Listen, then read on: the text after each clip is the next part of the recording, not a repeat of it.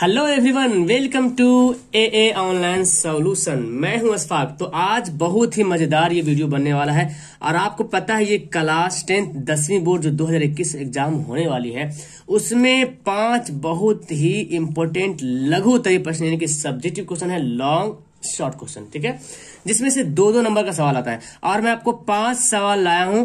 5 सवाल पांचों लेसन से। एक क्वेश्चन है हिस्ट्री से, एक क्वेश्चन है ज्योग्राफी से, एक क्वेश्चन है इकोनॉमिक्स से, एक क्वेश्चन है आपका पॉलिटिकल साइंस से और एक क्वेश्चन है आपका आपदा प्रबंधन से। तो पांचों सब्जेक्ट का एक एक सवाल है जो दो दो नंबर वाला है, ठीक है। तो मैं तो एक ही बार तो प्रोवाइड नहीं कर सकता हूँ, ढेर सारा धीरे धीरे प्रोवाइड करते जाता हूँ, लेकिन इसका मतलब ये नहीं कि आप लेते जाओ छापते रहो या तो वीडियो देखते रहो। मतलब मैं कामयाब जब होऊंगा जब आप इन सभी प्रश्नों को आप याद कर जाओ और मैं इतने अच्छी तरीके से आपको अंडरस्टैंड करवा दूंगा, समझा दूंगा, तब आपको याद हो जाएगा और समझ में आ जाएगा। उसको एक बार रिवीजन कर लीजिएगा, याद हो जाएगा। और कोशिश ये करना कि अगर आपको ये सवाल अगर याद है तो बहुत अच्छा, माशाल्लाह, बहुत अच्छी बात है। लेकिन अगर आपको याद नहीं रहा ना तो कॉपी पे नोट कर लेना डियर, ओके, तब आपको याद हो जाएगा। चलो तो वीडियो से लेकर आखिर तक देखिएगा। सबसे पहला सवाल हमारा है, अक्टूबर क्रांति से आप क्या समझते हैं? जानते हैं बहुत अच्छी तरीके से अक्टूबर क्रांति कब था। ऑब्जेक्टिव क्वेश्चन है तो बहुत बार एकदम गर्दा छोड़ा दिया पर है ना।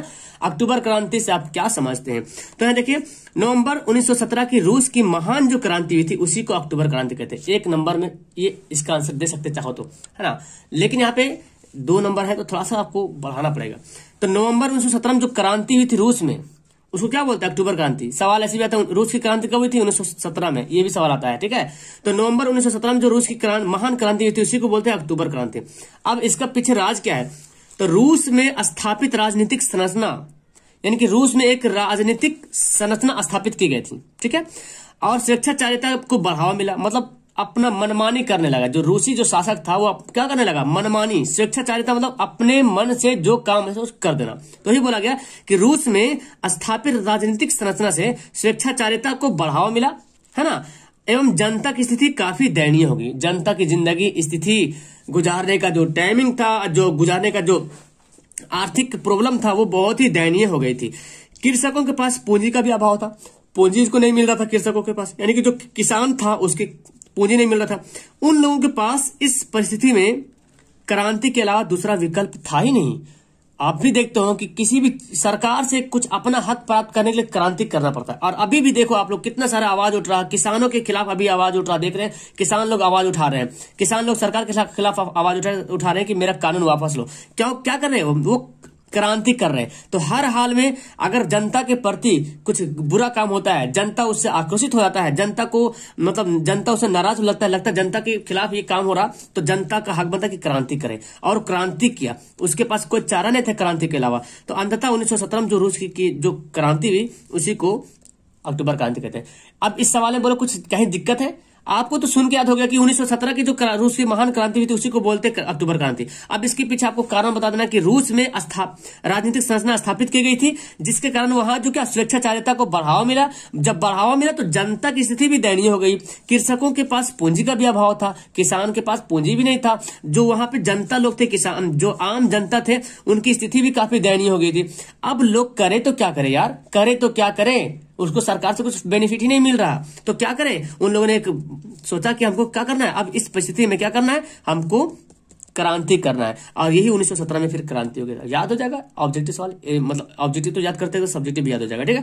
तो ये है इसका फंडा। आपको याद हो गया तो अच्छी बात है, लेकिन आप इसको कॉपी में लिख लो अगर याद नहीं होता। लिख के याद करेंगे। पीडीएफ के भरोसा मत रहना बच्चा, मैं तो पीडीएफ दे दूंगा लेकिन पीडीएफ के भरोसा कतई मत रहना। वीडियो के यहाँ पर रोको और पहले लिख लो अगर याद नहीं तो। और जब लिखोगे ना तब आपको तो 50% तो ऐसे ही याद हो जाएगा, लिखने से 50% याद हो जाएगा, फ्री लिखने से। तो बस क्या दिक्कत है, जब लिखने में जब 50% याद होता है तो लिखना मांगता है ना।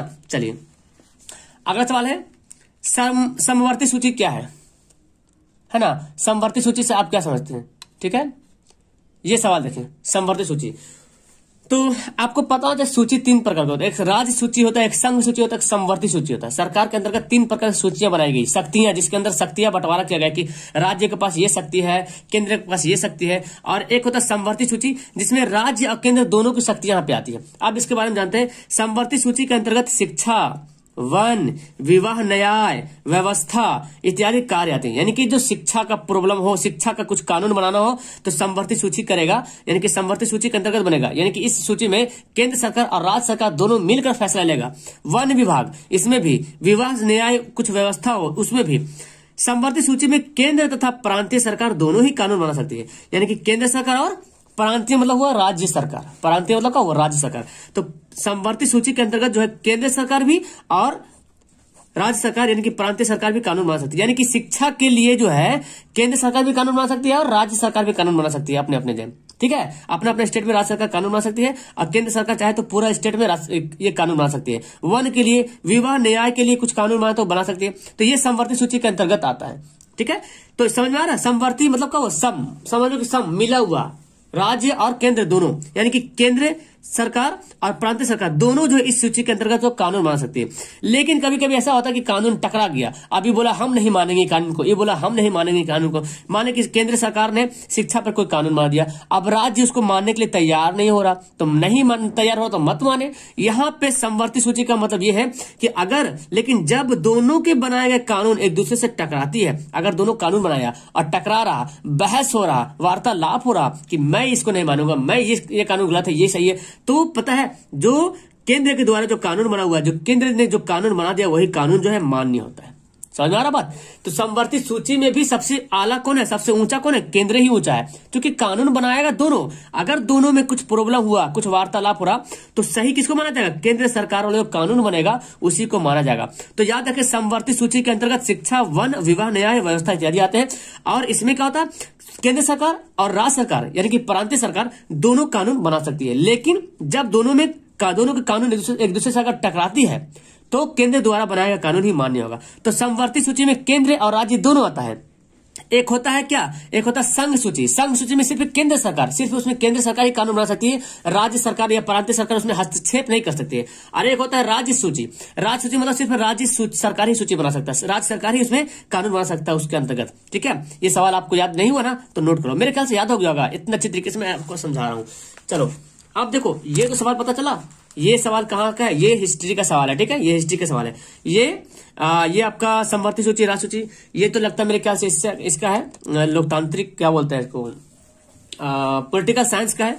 ठीक है, चलो अब ये देखो, ये सवाल देखिए, आर्थिक आधारभूत संरचना का क्या महत्व है। आर्थिक आधारभूत, इकोनॉमिक्स का सवाल है। ठीक है, अर्थव्यवस्था का आर्थिक आधारभूत संरचना का क्या महत्व, बहुत इंपोर्टेंट। सब अच्छा, जो भी सवाल मैं बता रहा हूँ ना, जो भी सवाल मैं बता रहा हूँ, सब सवाल आया हुआ सवाल है, आया हुआ इम्तिहान में आया हुआ, यानी कि क्वेश्चन बैंक है, समझ लो। ठीक है, आर्थिक आधारभूत संरचना का महत्व, आधारभूत संरचना के अंतर्गत वैसी सुविधाएं या सेवाएं जो देश के आर्थिक विकास को महत्वपूर्ण स्थान रखती है। मतलब कि देखो, आर्थिक आधारभूत संरचना का मतलब ये हुआ, इसके अंतर्गत वे सभी सुविधाएं आएंगी, वे सभी सेवाएं आएंगी जो देश के जो आर्थिक विकास में सबसे महत्वपूर्ण भूमिका निभाएगी, महत्वपूर्ण स्थान रखती। कौन? आर्थिक आधारभूत संरचना। तो एक लाइन तो ऐसे लिख दीजिए, आर्थिक आधारभूत संरचना का महत्व, आर्थिक आधारभूत संरचना के अंतर्गत, यहाँ पे महत्व ऐसे लिख दीजिएगा, आर्थिक आधारभूत संरचना के अंतर्गत वैसी सुविधाएं या सेवाएं, है ना, आर्थिक आधारभूत संरचना के अंतर्गत वैसी सुविधाएं या सेवाएं जो है जो देश के आर्थिक विकास में महत्वपूर्ण स्थान रखती है।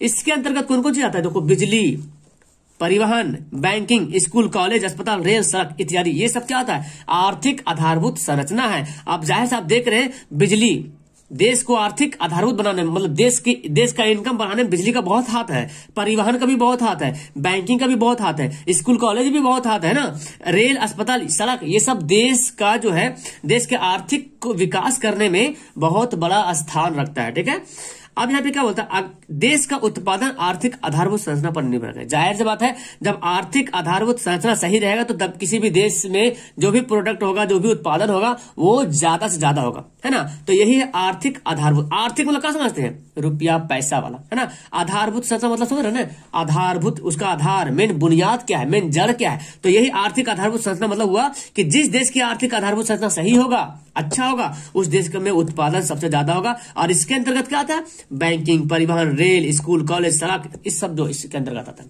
याद हो गया? अच्छे तरीके से समझा दिया हूं, आप लिख लेना। ठीक है, चलो अगला सवाल देखो। ये जो है, ये मेरे ख्याल से ज्योग्राफी का सवाल है ना, कि प्राकृतिक संसाधनों का संरक्षण क्यों आवश्यक है। बहुत इंपॉर्टेंट सवाल है, प्राकृतिक संसाधनों का संरक्षण क्यों आवश्यक है। तो देखिए यहाँ पे प्राकृतिक संसाधन, आपको पता चल गया कि प्राकृतिक संसाधन मतलब जो गॉड गिफ्टेड संसाधन है, जैसे कि पानी। अब पानी को क्यों सुरक्षा रखना चाहिए आपको पता है अच्छी तरीके से, है ना। प्राकृतिक संसाधनों का संरक्षण जरूरी है, क्यों? क्योंकि प्राकृतिक संसाधन का भंडार सीमित है, लिमिट है, ये कभी न कभी जाकर के खत्म हो जाएगा। आपको भी पता है, जैसे कि प्राकृतिक संसाधन के जैसे पानी मान रहे तो पानी भी देखते हैं आप, है ना। पानी तो खैर आता है, चलो कोयला देखो, संसाधन में सबसे ज्यादा कोयला देखो, आपका पेट्रोलियम देखो, ये सब प्राकृतिक संसाधन आपको देखा जाए तो ये क्या एक सीमित है, ये कभी ना कभी खत्म हो जाएगा। निश्चित समय तक इसका उपयोग करने पर इसका भंडार समाप्त हो जाएगा, यानी कि एक टाइम बता दिया गया, इतना टाइम तक उम्मीद है, इसके बाद जो है ना ये संसाधन खत्म हो जाएगा। प्राकृतिक संसाधन, अब प्राकृतिक संसाधन के अंदर बहुत सारा चीज आता है, पानी, हवा, बिजली, सब पानी आता है, हवा आता है, आपका कोयला हो गया, पेट्रोलियम हो गया, सब प्राकृतिक संसाधन में आता है। लेकिन कोयला, पेट्रोलियम जो है प्राकृतिक संसाधन एक ऐसा संसाधन है जो लिमिट है, सीमित है, ये जिंदगी में आगे चल करके पीढ़ी दर पीढ़ी हो सकता है खत्म हो जाए। तो इसका उपयोग वहीं तक करना है जहां तक काम हो, इसका संरक्षण करना बहुत जरूरी है। अगर ये खत्म हो जाए तो बहुत बड़ी समस्या उत्पन्न हो जाएगी, इसलिए इसका संरक्षण जरूरी। मतलब संरक्षण का मतलब ये हुआ हम उपयोग ना करें, ऐसा मतलब नहीं हुआ। संरक्षण का मतलब ये हुआ कि जब जहां पे उपयोग करने की बात है वहीं पे उपयोग करें। अब जैसे कोयला के हम उपयोग कर रहे हैं तो जितना कोयला का उपयोग करना है, जहां पे करना उसी का उपयोग करें, फालतू का उपयोग ना करें, है ना। पेट्रोलियम को जरूरत है तो जहां पे पेट्रोलियम करने का यूज है वहीं पे यूज करें, फालतू अब कोई पेट्रोलियम को बहा दे तो हो गया ना बेकार उसका। पानी का भी देख लीजिए, पानी भी वही हाल है। बड़े बड़े देशों में, कहीं बहुत से देशों में, बहुत बड़े बड़े शहरों में पानी की कमी हो जाती है, बोतल पे बोतल पानी बिकता है। अभी भी देखते हैं स्टेशन पे 20 रुपए बोतल पानी मिलता है ना।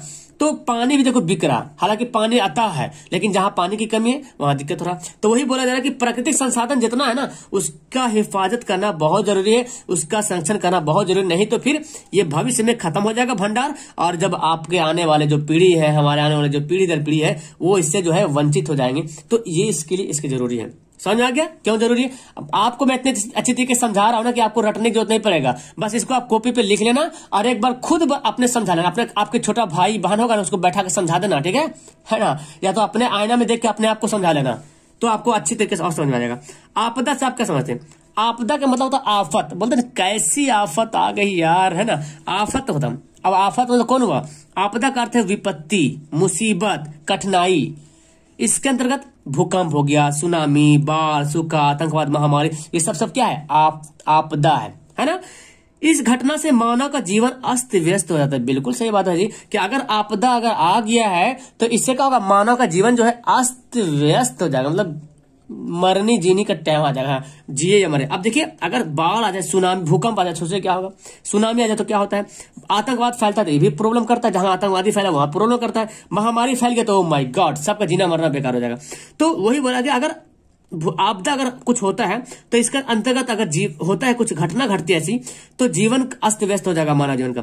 ये दो प्रकार के होते हैं, प्राकृतिक तथा मानव जनित आपदा। बस इतना लिख देना, आपको 2 नंबर मिल जाएगा। समझ में आया? मेरे ख्याल से 5 के 5 सवाल आपको याद होंगे। इसका मैं पीडीएफ आपको शेयर कर दूंगा टेलीग्राम पे। टेलीग्राम पे जो नए जुड़े हुए, आप एप्लीकेशन डाउनलोड करो प्ले स्टोर से, टेलीग्राम, TELEGRAM, ठीक है। टेलीग्राम एप्लीकेशन डाउनलोड करो और डाउनलोड करने के बाद वहां पे सर्च करना AA online solution PDF, AA online solution PDF और AA ऑनलाइन सॉल्यूशन 2021, ये दोनों ग्रुप है। AA ऑनलाइन सॉल्यूशन PDF और 2021, ये दोनों ग्रुप है। ये डिस्कस वाला ग्रुप है, ये PDF ग्रुप है, ठीक है। ये एक डिस्कस वाला, एक PDF वाला ग्रुप दिख रहा है आपको, मैं जो लिख रहा हूं, एक PDF वाला है, एक डिस्कस वाला ग्रुप है, ठीक है। उसके बाद आपको मैं बताता हूँ, आपके यहाँ पे क्लास जो चल रहा है, एक सुबह 6 बजे क्लास चल रहा है, ठीक है। 9 बजे क्लास चल रही है और फिर 12 बजे क्लास चल रही है। इस सुबह 6 बजे है, 9 बजे है, 12 बजे दिन में है, ठीक है। 3 बजे दिन में क्लास चल रही है और 6 बजे शाम को। ये 5 टाइम क्लास करो। जिसका अभी कुछ नहीं हुआ है, जिसका जो कुछ नहीं पढ़े हो, आप अभी से पढ़ना शुरू कर दो। मैं चैलेंज करता हूँ कि 80% से प्लस नंबर आपका आएगा। दावा नहीं करोगे 90 नंबर आ जाएगा, 90% आ जाएगा, 95% आ जाएगा। जो बंदा कुछ नहीं पढ़े हो, अभी से ऐसा तो नहीं कुछ नहीं एकदम पूरा नील नहीं हो गया, कुछ ना कुछ तो पढ़े होंगे, लेकिन लग रहा कि सर बहुत सा चैप्टर छूट गया। अभी जो मैं दे रहा हूं ना क्वेश्चन, बस इसको समझते जाओ और याद करते जाओ, पढ़ते जाओ, लिखते जाओ। अभी से मेहनत करना शुरू करो, एकदम उम्मीद करता हूँ कि 80% कोई नहीं रोकने वाला है, चैलेंज है मेरा, ठीक है। लेकिन बशर्ते यह है कि मैं जो यहाँ सवाल दे रहा हूँ, एक बात ये भी आप याद रखें, अभी जो मैं सवाल दिया हूं और फिर कल भी मिलेगा सवाल, कल दूसरा सवाल मिलेगा, लेकिन कल सवाल मिलने से पहले ये सवाल आपको याद होना चाहिए ईमानदारी से। अब आप लोग मुझे कमेंट करेंगे, क्या आप लोग रियल में ईमानदारी पूर्वक जो मैं सवाल दे रहा हूं, जो मैं प्रश्न दे रहा हूं, जो मैं प्रश्न आपको प्रदान कर रहा हूं, क्या आप उसको ईमानदारी पूर्वक याद कर रहे हो? अगर याद कर रहे हो तो प्लीज कमेंट में यस लिखना, आप कमेंट करना कि यस सर मैं याद कर रहा हूं, ताकि मेरे दिल को तसल्ली मिल जाए, है ना, मुझे तस्कीन मिल जाए कि रियली मैं जो कर रहा हूं वो मेहनत काम आएगा। चलो इंशाल्लाह। और आपको मैं लास्ट में गेस दूंगा, तो गेस में सिर्फ क्वेश्चन रहेगा लिखा हुआ, आंसर लिखा हुआ नहीं रहेगा। अब इस समझ लो सब क्वेश्चन गेसिंग क्वेश्चन है, ठीक है। तो अभी से याद करना शुरू करो, तो फिर गेस मिलेगा तो वाह वाह वाह वाह हो जाएगा, है ना। चलो ठीक है, वीडियो का फिलहाल करता हूँ लास्ट। अच्छी लगी वीडियो, पढ़ने में मजा आया, याद हो गया सबको? Okay that's all, thank you everyone, bye.